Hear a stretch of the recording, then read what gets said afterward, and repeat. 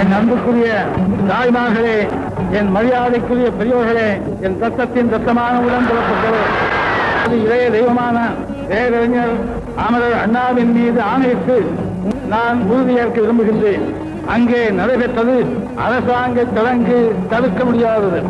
இங்கே நடப்பது உங்கள் கட்டளையை எதிர்பார்த்து மக்கள் தீர்ப்பே மகேசன் தீர்ப்பு என்று சொன்ன பேரறிஞர் அண்ணாவினுடைய எண்ணத்திற்கு தமிழக மக்களின் பிரதிநிதியாகி உங்கள் முன் நாங்கள் அமைத்திருக்கின்ற அமைச்சரவையின் சார்பாகவும் அனைத்து இந்திய அண்ணா திராவிட முன்னேற்ற கழகத்தின் சார்பாகவும் ஒரு செய்தியை இங்கே நான் குறிப்பிட கடமைப்பட்டிருக்கின்றேன். லஞ்சமற்ற ஊழலற்ற நிர்வாகத்திலே தலையிடாத, நீதிமன்றத்திலே குறிக்கிறாத, உழைப்பவனே உயர்ந்தவன் என்ற தத்துவத்தை நிறைவேற்றுகின்ற மாபெரும் பணியினை நாங்கள் எங்கள் உயிரை கொடுத்தாகிலும் எங்கள் கடமையை தமிழகத்து மக்களுக்காக செய்வோம், நிறைவேற்றுவோம் என்பதை அண்ணா மீது ஆணையிட்டு அமைச்சரவின் சார்பாகவும் அனைத்து அதிமுக கழகத்தின் சார்பாகவும் தெரிவித்துக் கொண்டு உங்கள் ஆசையோடு நாங்கள் எங்கள் பணியை தொடர புறப்படுகின்றோம் என்று கூறி, அண்ணா நாமம் வாழ்க, தமிழகம் வாழ்க, தமிழ் வாழ்க என்று கூறி